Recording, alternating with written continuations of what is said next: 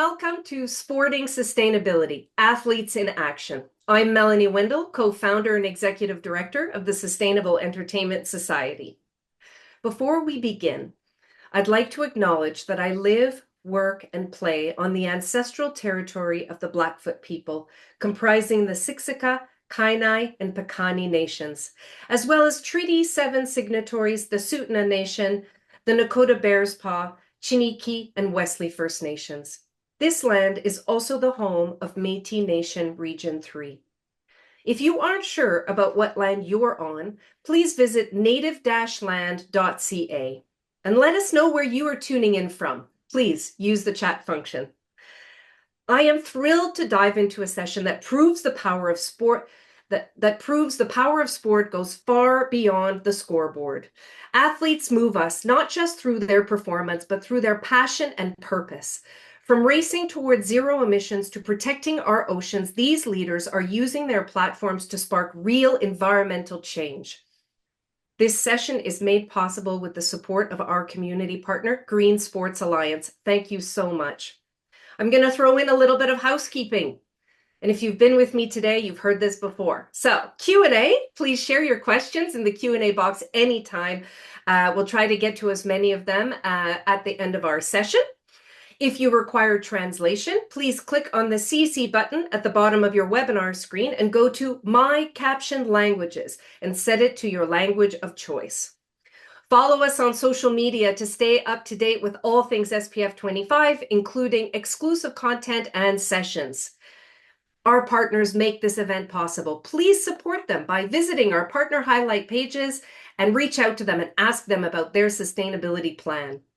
So please join me in giving a warm welcome to our moderator, Matt Adler, Senior Director of Corporate and Sports Partnerships, Green Sports Alliance, and our incredible panelists, Oliver Scholfield, Olympian and Executive Director, Racing to Zero, Melissa Humaña-Paredes, World Champion and Olympic medalist, Team Canada, and Leanna Carriere, endurance athlete and former international pole vaulter.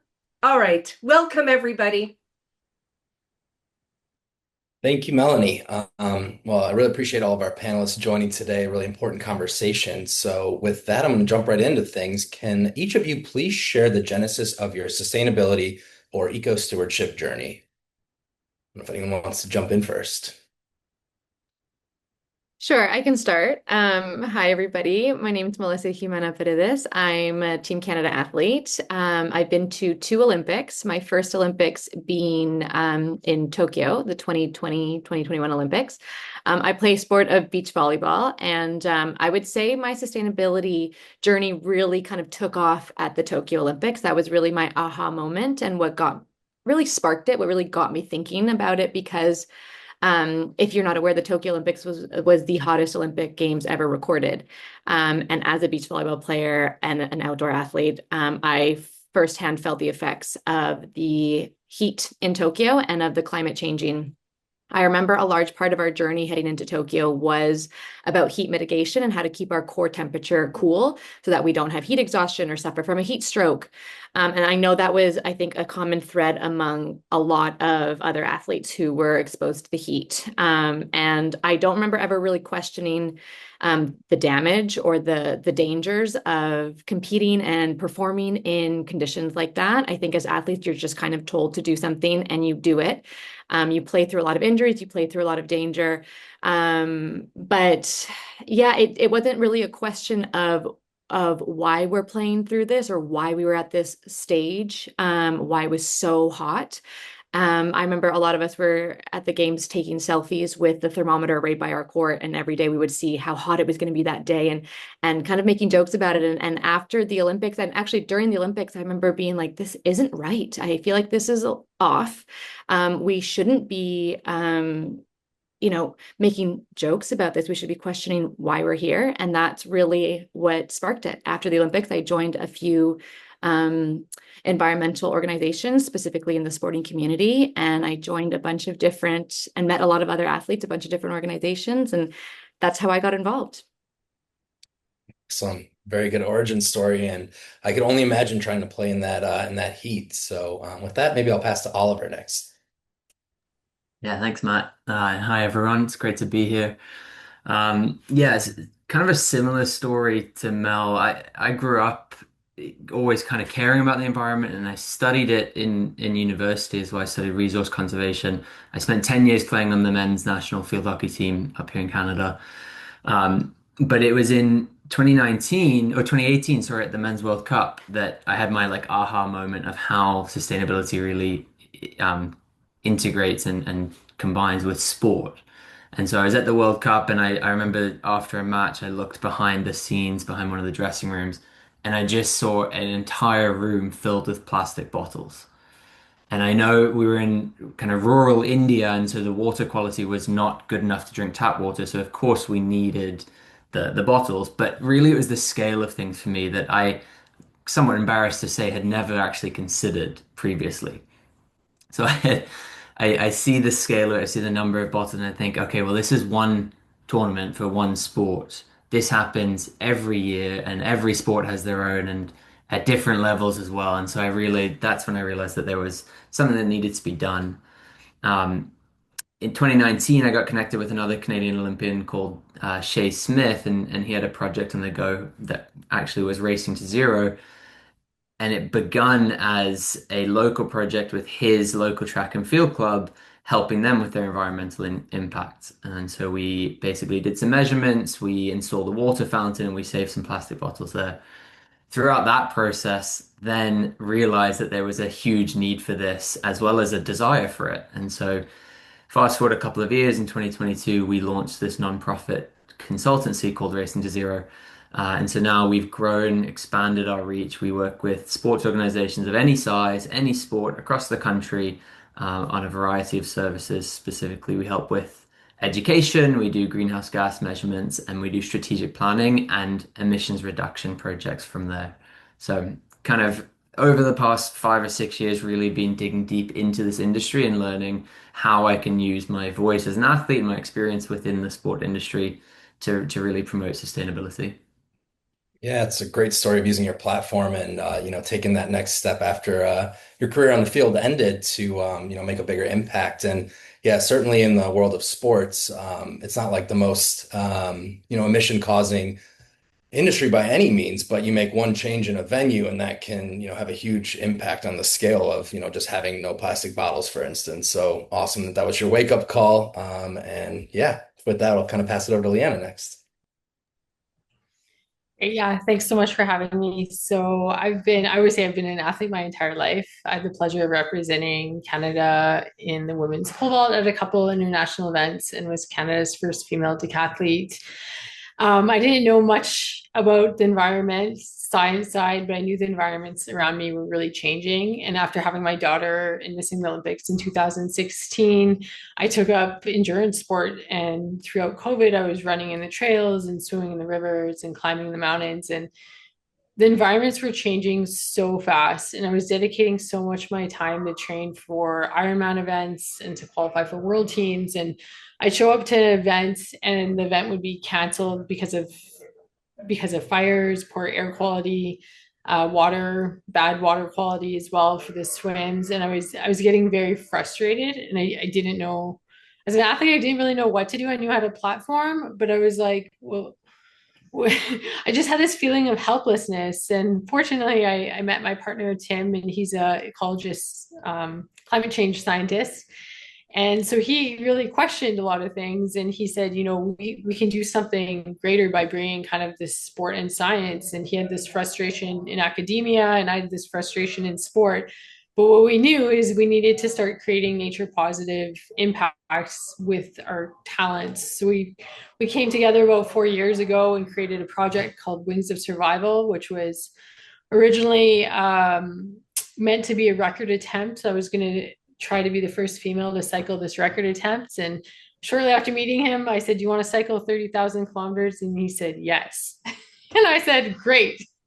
Someone who wants to ride with me." But he challenged me to really look at it and say, how can we do this in a very impactful, meaningful way? So it's not just about a record. It's not a medal. It's more than a race. So we call it a race with nature, and we're following the migratory birds from Alaska to Patagonia. It's still an athletic achievement because we have to get there in 9 months to reconnect with the birds down in Patagonia. So we leave this June.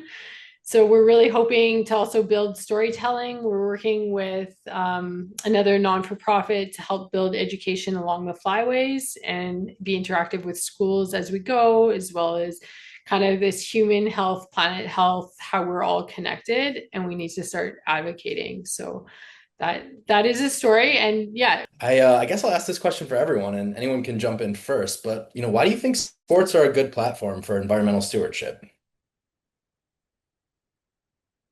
I can jump in. And first of all, wow, that was an incredible trailer and so inspiring and a great segue into this question because I mean, it's impressive what the body can do when you set your mind to it, and kudos to you. But I think where sports becomes an interesting industry, and the sports and entertainment industry in itself is interesting because it's not a seamless fit with what you think of when you think of environmental conversations or the industry. I think when you hear about the coral reefs or when you hear about wildfires or when you hear about displaced communities, you don't maybe think that has a relation to sports. And I think because the sporting industry and the entertainment industry is oftentimes a place where people go to distract themselves, or it's their entertainment, their form of fun, or it's where they go to reprieve themselves from the realities of the world. When they start to realize that it's also hitting that industry as well,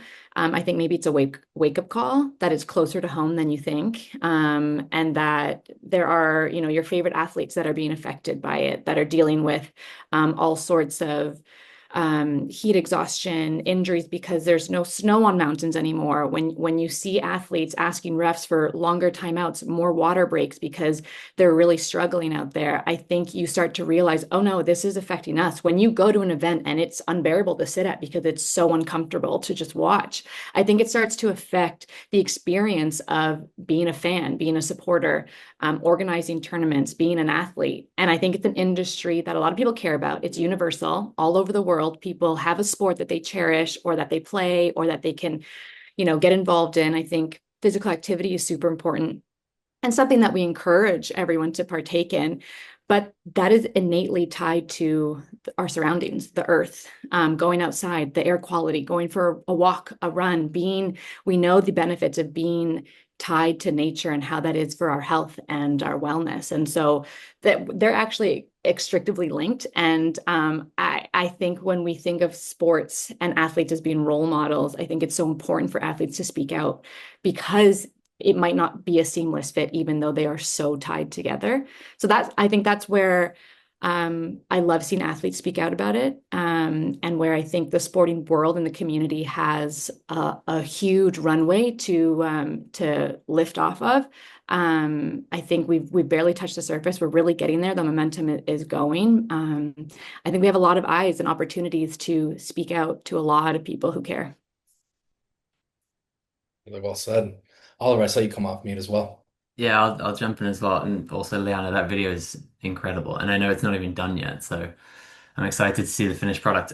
Yeah, completely agree, Mel. I think like building off of that as well, I think for whatever reason, like our society views sports and views athletes at the highest level. People love watching sports, they love gathering around it. It's a place for people to find community, for them to find purpose, all of that.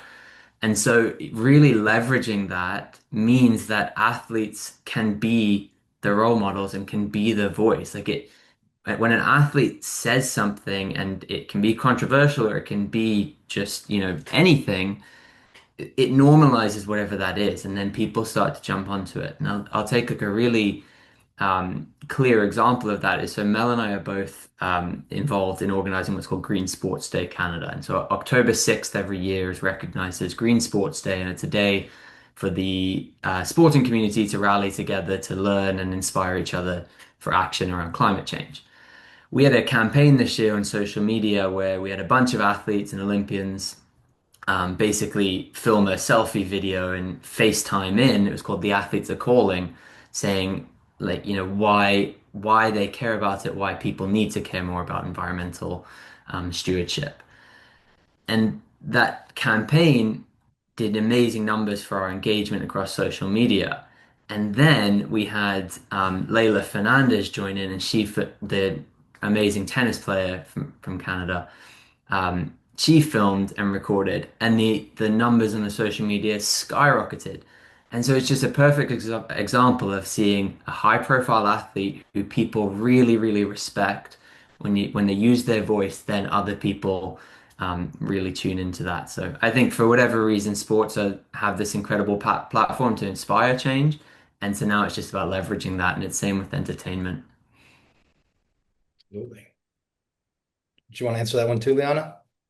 Sure, as long as we're not going too far on time. Yeah, I think athletes can bring a different demographic in and get a different demographic starting to care a little bit more because we all love our sporting events. Same thing, like I work in a world where we have tons of age group athletes. I work with tennis players, I work with triathlon, Ironman runners, everything. And they're all now really being affected and they're going to these events and everything, their goals, everything's being changed. And they're again back to kind of that feeling of what can I do and what can I do as an athlete. So I think when athletes start showing and speaking up more about the environment, and about the venues they're competing at, it kind of inspires change from another level of athletics, like not necessarily the super elites, but getting the other people to really care because it's very frustrating if you put lots of time and energy into, we know as athletes, but even just as an age group athlete, and you can't do your event after all that. And it's because of fire, water quality, like storms. There's just so many examples of this. I'm mostly in the Ironman world right now, and there's been tons of Ironman races canceled in the last like year to year, just more being canceled or shifted. And it's frustrating. So we're hitting a different demographic, which I think is awesome. And then we're getting athletes speaking out more, can get more people to care at a deeper level and make that connection of the human and planetary health. That, and I think you both kind of, both Melissa and you touched on imperfect advocacy in our planning call. Do either of you want to jump in on that a little bit further? Say, Melissa, you're up first. Okay, perfect. Yeah, I think that is, I think one of my main purposes in my mission is to show and be transparent about imperfect advocacy and what it means to be part of this movement and what it means to be an advocate. I am definitely not an expert in this field. Oftentimes, I am probably the least equipped or the least knowledgeable in this industry when I'm on meetings or panels or part of different coalitions. And I feel like that is a superpower because I get to learn so much from those around me. And I've learned so much about it and about my journey. I am far from perfect in this. I think sometimes the movement can feel a bit intimidating, that you have to be all of these different things if you want to consider yourself sustainable or you want to be part of a sustainability or environmental group. There are all these things that you shouldn't do, and it can be intimidating if you don't check any of those, and maybe you can't speak on it, or maybe you shouldn't be involved. And I think that's totally incorrect, especially where we are right now. Hypocrisy in this day and age is going to be part of your journey. It just has to be. It's impossible to be perfect. And if we try and aim for perfection, we're going to fail. And we don't have the space or the room to be able to aim for perfection. We just have to do the best with what we can do in that moment. And so as an athlete, I fly all the time. I don't only eat plant-based. I, have to travel all over the world for my job. That's probably the biggest impact that I make. And like my footprint's quite large because of that. And I still speak on environmental issues and sustainability and how I'm mitigating some of my carbon through organizations like Racing to Zero. I think it's important to be transparent and honest, not pretend that you're perfect or not pretend that you're living this super sustainable, holistic life when it's not the case. And again, it's not realistic in our day and age. And so I want to show that side of how we're not perfect and we still need to speak on this, that it's urgent, and everybody can do something small. I want it to be kind of a welcoming place where people can come.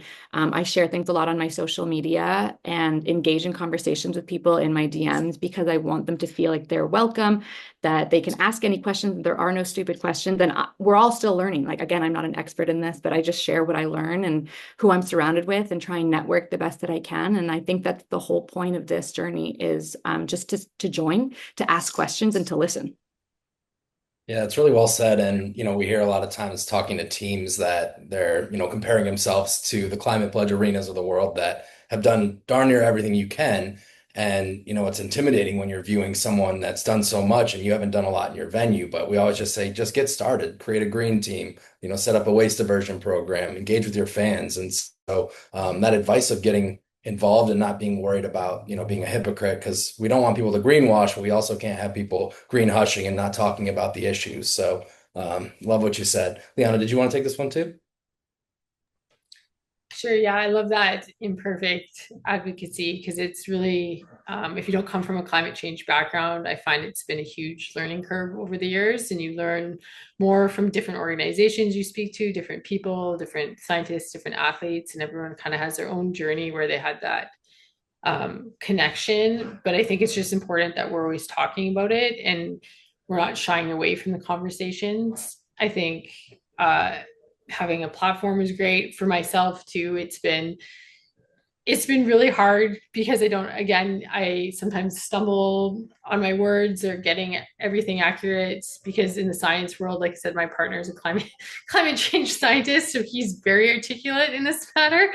So it's great to have him to have a fallback to discuss these conversations. But I also find when I talk with people, we have to make sure that kind of everyone understands and has a baseline. So even like making it as simple as possible for people to understand. I get asked, I am a plant-based athlete. I get asked all the time why. And a big reason I am is for the planet. Because I honestly had no idea 5 years ago that my what I ate, how much it contributed to the environment. So that was big. And then I have a daughter as well. So just watching and teaching her and taking the school kids out and doing some citizen science and just getting them reconnected with nature. It's just different ways of advocating. And I really love that youth aspect because their little minds are just so open. And I've had a lot of fun working with school kids, kind of that elementary age, and just seeing them watch a bird or play on the Merlin app. If you don't know what Merlin is, it's a great way to contribute to citizen science. You turn an app on and it picks up the bird sounds and it tells you what kind of birds are in the area without actually seeing them. So we'll take groups out. And so it's a great way to reconnect with nature, go for a walk, and then kind of play a game. A real life Pokemon on the go is what it is. So the kids love it. It's the Merlin app. Well, I'm gonna have to write that one down. That kind of segues us nicely into the next question as well, which is like a lot of young people are facing climate anxiety nowadays. So, what advice do you have for people that are kind of facing that and feeling a little hopeless at times? Anyone can answer this one as well.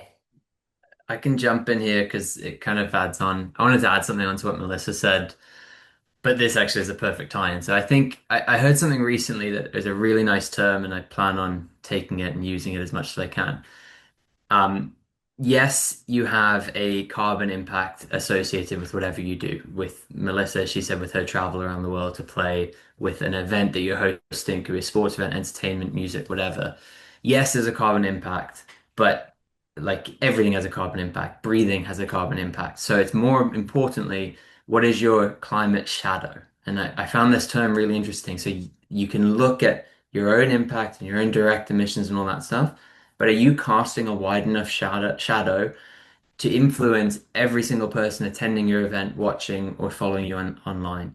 Because if you are, then you're getting hundreds, thousands, millions of people making those small changes that then have that bigger change. So I think that's one thing from a big event, but it's also true for a young athlete, for any athlete or any individual, that yes, what you're doing might not be perfect, might not be, or it has a carbon emissions number attached to it. But if you're still then doing what you can and talking about what you can't do and all of those things, then you're still creating that shadow and that greater realm of influence. Does anyone else want to jump in on this one? Sure, I can. Yeah. I would say it's fitting because I am hopefully one of those young people that also suffers from climate anxiety. And so I found the best thing that helped me was to join community. And I actually think the younger generations are leading this movement, and they already know that. They are already joining community and creating incredible communities. So I feel like they're ahead of the game there. I think it's really helped me learn and connect and know that I'm not alone in this. And I am also just at so much joy in this because you see how much progress is actually being made. I think sometimes you miss it because there can be a lot of negativity in this space of, oh, we've passed this threshold or this is happening now and it's worse here. But there's also a lot of great progress and there's a lot of wonderful people in the movement. And so it's really optimistic when you're in it and surrounded by other people who are just as keen and passionate about it. I think the biggest thing too is to realize that the system has designed you to feel like you're the problem and it's an individual problem, and we know that it's not. We know it's a systemic problem. We know it's the 1% of the top that are really causing a lot of the issues, and I think we're made to feel bad as a person, and that's totally false. And I think once we start engaging in those conversations and working together as a group, we start to realize that our impact is bigger together and we're not the individual problem. Yeah, that's a really good point. The carbon calculator was not created by scientists, but rather oil and gas companies to make us feel responsible for a problem that they contributed a lot to. So, Liana, next. Yeah, I think that's climate anxiety is a thing like I've experienced it. It's something with my daughter that she's 8 and we leave the house and she's like, Mom, is recess going to be canceled because of the what? Because of the smoke? And I'm like, I never asked that question when I was a kid. So her mind's already thinking, is my sport going to be canceled, or can we not go outside or not do these fun things? And so part of Wings of Survival, kind of tying on to Melissa's point, is that we're following the birds. One of the reasons we pick birds to follow is that birds don't have any borders. And we need to come together as a global community to create change. And we can't just rely, it's not just one person holding the anxiety, but we need to really just kind of break down those borders and realize together how we can really come together. And that's what's really great about athletics as well, is that we're athletes from all over the planet and we use many playing fields all over the planet.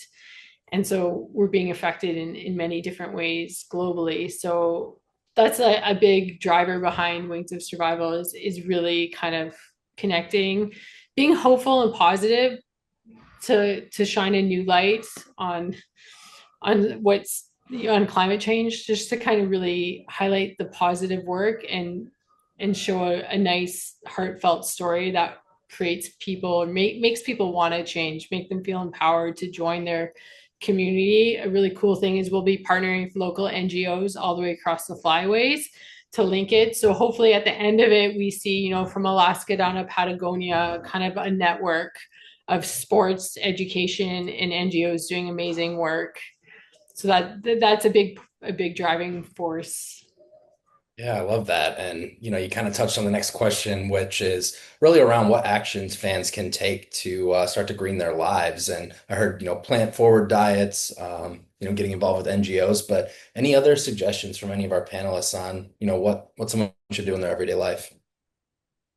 I'll just jump in really quick. I think it doesn't need to be big. That's one thing people are like, I'm not going to cycle like that. Or it can be a very small thing. It can be contributing to citizen science. It can be joining a local NGO, creating your own group. There's lots of NGOs doing amazing work locally, like in your own local groups. There's lots of great sports alliance groups. But I think you don't need to feel overwhelmed. You can pick kind of like one thing and just be empowered to stick with that like one thing and grow it or feel passionate about it. My daughter's an Earth Ranger. That's a program out of Ontario, and she loves that program. She gets to go on and they have little questions for her. They talk about climate changing, they talk about anxiety. She earns points on a leadership board, so she's a part of a community and she loves it. So I think it doesn't have to be anything big, but we always want to be learning and kind of spreading the word. I love that learning point, and I completely agree. I think it doesn't have to be big, absolutely. And it actually, yeah, it can start with just doing a bit of research. It's the same with any topic. Like before you start going and complaining or discussing politics, you should probably do some research on politics, right? It's the same thing. If you're going to go start debating and talking about climate science or anything to do with this, just do some research. Pretty simple stuff. The plant-forward diet, I love. You don't need to be full vegetarian, full vegan. You can be. That's amazing if you can, and if you have the willpower or the ability to do that. But just eating less meat. Like I think North Americans consume way too much protein anyway, and I think there's research out there that kind of shows that. And so just reducing it slightly, that's number one, and doing that reading so you can actually talk about it realistically. Same with carpooling. Like if you're traveling as an athlete, I used to drive to training 5, 6 times a week, and I would always have um, a teammate with me in the car. We'd always carpool. And we did it because it saved gas money, it saved, you know, time sitting in traffic, all of those things. But then it also meant that we just had an extra hour or two, talking and having good conversation. And so athletes especially can do that. I agree. Those are great points. And there are quite a few things you can do that are small and that are also cost effective and free to do, whether it's picking up trash around you. But I think one of the most powerful things you can do is, as a consumer, is use your purchasing power. I think that is a huge statement and on choosing where you want to spend your money and what products you want to buy and how you want to spend your money, what you want to support local, support the local economy, support sustainability. Thrift, secondhand options, those are all fantastic. And it speaks volumes when people start to realize trends of where transactions are going, money is going, money speaks in this day and age. And I think if you can really be mindful of where you're choosing to spend it and support ones that support the planet, support minorities, I think it all speaks, it's all connected. So I think that's a huge thing just to be mindful of as well. Yeah, really good lever for sure. I just saw a good video today of an ask for more partnership between Canada and Mexico as the boycott of American products continues, and I would encourage you to continue doing that as long as you can. In the meantime, Oliver, you mentioned Green Sports Day Canada. Could you share some other examples of best practices of fan communications or athlete or sports being, advocates of environmental stewardship? Yeah, I think it all comes down to like just explaining why you care about this type of stuff. I think sadly we're not at a point where everyone agrees that the climate is a nice or that nature is a nice thing and that the earth is something we should protect. Like sadly there are people who just don't really see that as a priority, and so really explaining why you're doing things is it goes a long way in terms of that fan engagement. So this might not necessarily be like the very technical aspects of it, but really bringing whatever action you're taking and attaching a meaning to it then gives that person receiving that information a lot more context. And usually then if it is a slight inconvenience for them for whatever reason, they might not like paper straws. If it's a slight inconvenience but you can see that you're actually saving animals and saving wildlife and not contributing to the plastic crisis, then maybe they're more likely to adopt that. So I don't really have like a specific example, but I think that really goes a long way in terms of engaging with fans. Yeah, it's really well said. And, anyone else can answer this question, but I'll also dovetail and ask, when you're communicating as an athlete, like, are you trying to communicate to a fan that already is bought in on environmental stewardship? Are you looking for the folks that are, almost the opposite? Is it people that are just learning about this or someone in the middle of the road? Like, I'm curious, do you angle your communications to who you perceive the audience to be or try and make it as applicable to everyone as possible? I always think it's so important to be authentic and to kind of meet people at where they're at, whether it's just sharing my story or what I'm doing. And then asking them questions to get them thinking is always kind of a fun way of doing it. But I think, yeah, I think it's just important to, sorry, lost my train of thought. But yeah, so I agree. I'm sorry. I totally messed that up. But yeah, I I'll can pass the one to Melissa. I can jump back in and save you. I think something that just I had another thought as I was answering that. Um, we've done some on the ground surveys before at events, trying to gather like good information on spectator travel to events. And you know, everyone's been there when someone comes up to you and says, "Hey, do you mind answering a few questions?" Your initial reaction is always, "Ugh, no, I don't really want to speak to a stranger, take 5 minutes out of my day." You know what I mean? And so we would get that reaction, but if we tied something to it and we said, you know, we're trying to learn to improve your experience next year and giving them something tangible, then they were much more likely to respond authentically as opposed to just no, I don't really want to or short answers. So.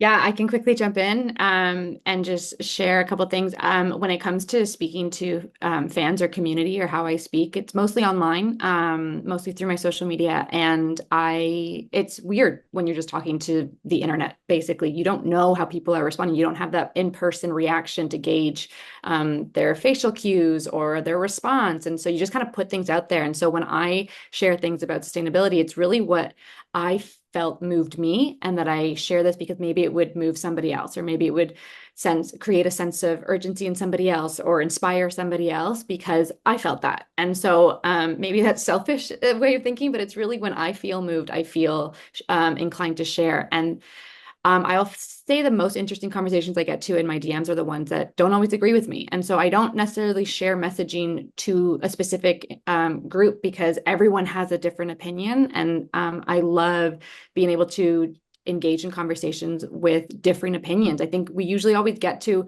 a meeting point at the end of a conversation. There are very few times where I feel like this is going nowhere. I think at the end of the day, we do find common threads, even if it takes a minute to get there. And so, yeah, I say when you're talking to someone, don't feel you need to cater it to a specific person. You just share what feels like you feel confident speaking on, that you feel passionate about, and what moves you. Really well said. And yeah, you're absolutely right. On social media, you can't always tell if someone's being sarcastic or just trying to rub you the wrong way on purpose. But, you know, we do have to have some of those uncomfortable conversations if we're going to change minds. So, looks like we got a question from the audience in our last few minutes here. Can we talk about some of the on-the-ground changes that you're seeing in venues or at events? Do you notice certain countries or regions are further ahead or doing something really innovative? Like I can jump in on this one because something I just learned about a couple weeks ago. Um, so there's a ton of really cool things coming in. It covers a lot of different aspects of sustainability. Um, in London, in so Tottenham Hotspur Football Club or soccer club, one of the biggest teams or clubs in England, they recently partner or worked with their catering suppliers to produce more specific data around their food and the emissions from their food. So they put out to tender for their catering contract, and the company that won it basically won it because they were able to provide match by match and meal by meal based emissions data. So they can measure everything from the amount of products they sell. They have a product carbon footprint attached to every meal or product that they sell, and they can put that into their data systems and give them back a match by match footprint. What they then use that to do, because data is one thing, what they use that to do, which is really cool, is their top selling item was a burger. And they reduced the carbon footprint of that burger by 35% by basically changing the bun from a whatever regular bun to a vegan brioche bun. They changed 100% beef patty to a 50% beef patty. So it's a new product. They marketed it really well called a 50/50 burger. It's 50% beef, 50% vegetables. And then, you know, a couple other changes, some of their local sourcing of the vegetables. They reduced the emissions by 35%. Times that by 8,000 burgers sold every match, times that by 19 matches at home games in a season just in the Premiership. You know, the impacts are huge there, and they're able to see those exact numbers and real figures, as well as the cost savings and all those other good things attached to it. So that was just one that I learned recently and I found really cool. That's really impressive. And I would say along those similar lines, as an athlete, when I go to different events around the world, you definitely see different countries have different availability and resources to use towards sustainability. I would say some of the more developed countries I go to, and particularly in Europe, they do a fantastic job of this, even just in their catering services, like Oliver was saying, in terms of what they're serving, more plant-based options, but also the utensils and the plates and things that are just eliminating single-use items. And then, of course, when you're traveling as an athlete, your health is number one. You don't want to get sick anywhere. And so you'll see, like Oliver mentioned earlier, a lot of athletes opt to drink bottled water.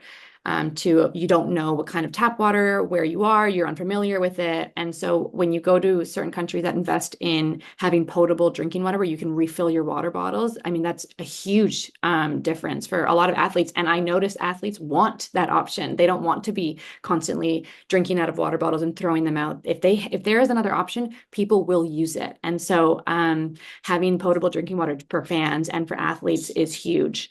And then also when you think about the venue, having a venue that is close to the hotel or walking distance for a lot of athletes, as opposed to having to rely on shuttle buses and things like that, it pays huge dividends, and also preferred for everybody. Athletes prefer walking to their venues if it's close enough, as opposed to waiting for a shuttle system and then you're late to the game, or you can't rely on traffic. And so in general, having something that avoids using a shuttle that you can walk for fans and athletes alike is a great way to organize a tournament or an event, for a sporting event or any event, a concert or something like that. And so, and obviously being aware of the materials you're using for food and catering as well, it's huge. Yeah, really well said. And Scope 3 is the biggest source of emissions, specifically fan travel. So it's more carpooling efforts is really important. Leanna, did you want to take this one as well? Sure. Just yeah, I've noticed similar things. So for myself, in the last couple of years, I've really noticed a change in kind of in the food. So there has been a lot more plant-based options at events now, which has been super exciting because I swear I didn't get that 3 years ago. And this summer in particular, the races I did all had vegan and vegetarian options, which was great to see, especially at some of the cycling events that hosted over like 1,500 riders. So that was great to see. I also find the surveys are getting a lot of events are now sending surveys out. And I think those are really important to fill out. And they're asking some good questions around diet, around transportation, around hotel, around venue, around like they said, how many people are coming to travel to watch you do this race. So I think I feel I don't know for sure, you guys might know better, but I feel some of these races that I am attending now are looking deeper into their emissions and trying to figure out ways to offset it. So I've noticed over the last probably 2 to 3 years improvements in this, and it's been great to see. Absolutely. Another question from the audience. So what can fans do to encourage venues and sports organizations to get more sustainable? And I had this question written down earlier, but feel free to take this one on as well. Does this differ from how you as athletes can influence the event organizers or the venues to be more green? I think it's exactly what Leanna just said. Like the it's answering those surveys, it's giving that feedback. At the end of the day, any event host, venue manager, like their number one priority is the fan experience and getting and ticket sales, essentially. If you're in a venue, sport or event, it's getting bums in seats and it's having a good fan experience. And so you see all these apps coming out, and it's all about like in-game experience, and you can now order food direct to your seats and stuff like that. They want it seamless. And so if this is a priority for you, then providing that feedback means that they will integrate that into their, full suite service that they provide. Yeah, I can also share an experience actually with my own international federation recently. I have been asking questions for the past couple of years about why they do something a certain way, or why it's this and why it's that, and meeting them with curiosity which I think is probably the best way to go. Of course, educated curiosity, but and not really pressing too hard. I think a lot of it requires a lot of patience. There were times where I was like, they're not listening, or maybe they're not understanding my questions, or maybe they just don't care about sustainability. They're moving on to other things. Every time I would ask about what they're doing for sustainability, I would get kind of very vague answers. And only last week did I find out that they have now signed up for the UN Sport for Climate Action. And it was a surprise, honestly. But they sent me a text message and say, look what we signed up for. And so it was like, oh, you were listening to what I was saying, or you were paying attention, or you were doing things in the background. And so I think it's both just like meeting them with curiosity and meeting them with patience. These things take time, especially at a bureaucratic level, or when you're talking to organizers or things like that. It's not immediate, but it was so fulfilling and so rewarding to see that they care too. Sometimes you think, oh, they don't care, they just care about money or things like that, but they do care, and they're trying to do the best that they can as well. We're all just trying to do the best we can. Well, it looks like we got time for maybe one more question before I ask you all to give us final thoughts and shamelessly plug what you're doing today and where folks can find you. But this one's really about how to maybe bridge the gap from elite athletics to folks that are maybe involved in recreational sports or youth sports. Like, how do we engage with people at the lower level that, the average person may not understand the impact that climate change is having on their day-to-day or ability to play these sports? So, how do you highlight that for your average person?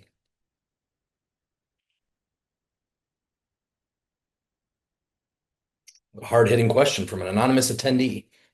I can start again. I think when you're thinking about the grassroots level, it is often something that's overlooked.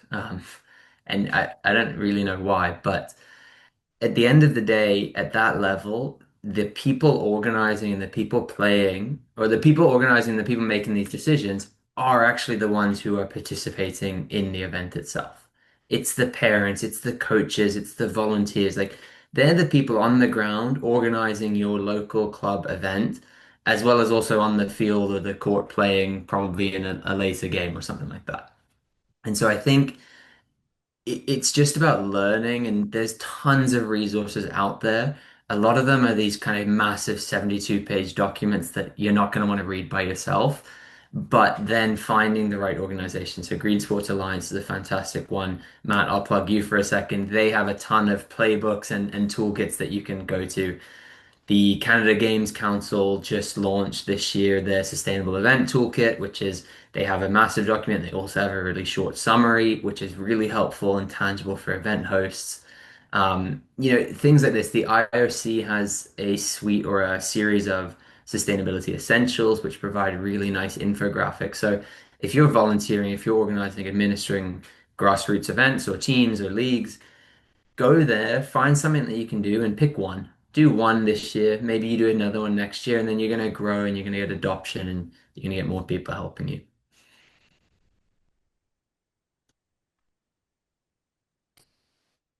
All right. Well, I'm going to say final thoughts and shameless plugs around the horn. I'm going to go first since Oliver already plugged me pretty well. But yeah, essentially, GSA is a 501c6 trade organization. If you don't know what that means, it is an association for people that run live events and want to learn how to do so more sustainably. If you'd like to learn more about us or get involved, please reach out.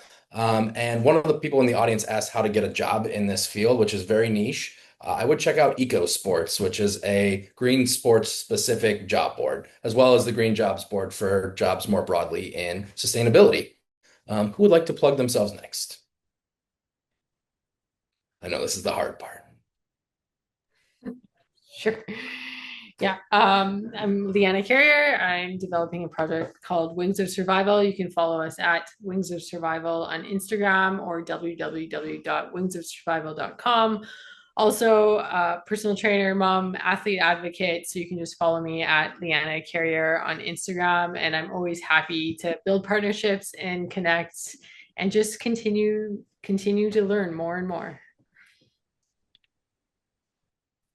I can go next. Melissa here again. Thanks for tuning in. You can follow me. I'm just an active athlete, still competing towards the next Olympics in LA 2028. You can follow me on social media at my full name. I'm also part of a the Green Sports Day Coalition, which is a yearly event, October 6th, along with Ollie and Matt, who's always great to be involved with, and the Green Sports Alliance. I'm also part of Eco Athletes. I am an Eco Athlete, which is a network of athletes who care about sustainability.